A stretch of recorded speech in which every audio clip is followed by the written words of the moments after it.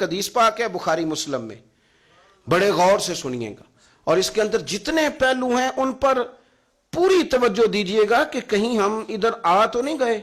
رسول پاک صلی اللہ علیہ وسلم نا ہمارے لیے سب سے بڑے حکیم ہیں، سب سے زیادہ حکمت حضور نے ہمیں بتلائی ہے کہ اس رستے چلو گے تو بچو گے، اس رستے جاؤ گے تو ہلاک ہو جاؤ گے۔ نبی کریم علیہ السلام نے فرمایا، بخاری مسلم ہے، فرمایا 7 ہلاک کرنے والی چیزوں سے بچنا، اگر ان میں تم چلے گئے تو ہلاک ہو جاؤ گے۔ 7 چیزیں ہیں جو تمہیں ہلاک کر دیں گی، برباد ہو جاؤ گے، تباہ ہو جاؤ گے، ہلاکت کا سفر ہے یہ، 7 چیزوں سے بچو۔ یا رسول اللہ صلی اللہ علیہ وسلم وہ کون کون سی؟ تو حضور نے فرمایا اللہ کے ساتھ شریک نہ کرنا، ہلاک ہو جاؤ گے۔ دوسرا نبی پاک صلی اللہ علیہ وسلم نے فرمایا جادو نہ کرنا، ہلاک ہو جاؤ گے، ہلاک۔ اور یار جسے حضور فرما رہے ہیں ہلاک ہو جائے وہ بچے گا؟ نبی پاک صلی اللہ علیہ وسلم نے تیسرے نمبر پر فرمایا جس شخص کے قتل کرنے کو اللہ نے حرام قرار دیا ہے اسے قتل نہ کرنا، ہلاک ہو جاؤ گے۔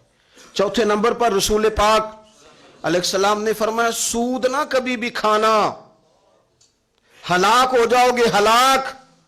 بڑی بڑی دلیلیں دی بینک والوں نے، بڑا سمجھایا تو حاجی صاحب مان گئے، محترم مان گئے، کہنے لگے نہیں جی نہیں وہ کاروبار میں لگاتے ہیں۔ بڑے بھولے بالے ہیں ہم، پتہ سارا ہے، اور دیکھو سب کاموں کے باوجود مستقل بینکوں میں پیسے اس اکاؤنٹ میں رکھے ہوئے ہیں جہاں سے مستقل سود آتا ہے۔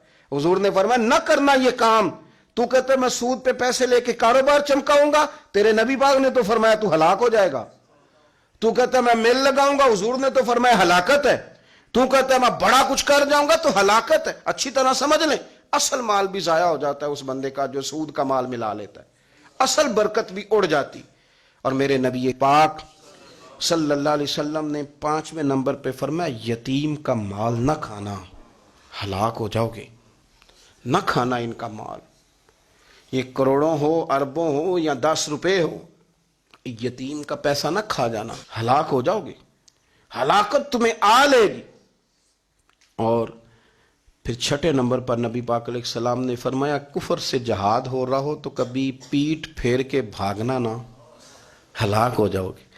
اور 7ویں نمبر پر اللہ کے رسول نے فرمایا بے قصور اور بے گناہ عورت پر تہمت نہ لگانا، بلا وجہ بہو کے کھاتے نہ کچھ ڈال دینا، بلا وجہ بھابھی اور بیوی اور کسی بھی خاتون پر کوئی الزام بے قصور عورت پر بہتان نہ لگانا۔ مار مار کے ایک شخص نے بحال کر دیا بیوی کو، اور بعد میں پتا چلا کہ جی مجھے شک ہے تویز کراتی ہے۔ کیا آپ کی سوچ ہے؟ مسلمان اللہ کو ماننے والا، اور اس باتوں پر الزام لگائے گا تویز کرا کے لاتی؟ بے قصور عورت پر بہتان، ایک تو بات ہے اسے مارنا، اور ایک یہ ہے کہ کوئی تکلیف دینا، اور ایک خالی اتنی بات کی کہ بہتان بھی نہ لگانا، اس پر الزام نہ لگانا، یعنی تم نے صرف بے قصور عورت پر الزام ہی لگایا تو حضور فرماتے ہیں ہلاک ہو جاؤ۔ یہ ہلاکت والا کام ہے، لیکن ہم بغیر سوچے سمجھے کہہ دیتے ہیں اس نے کہا ہے، اس نے کیا ہے، یہ کرتی ہے، یہ کام نہیں کریں۔ یہ 7 وہ چیزیں ہیں جو ہلاک کر دیں گی۔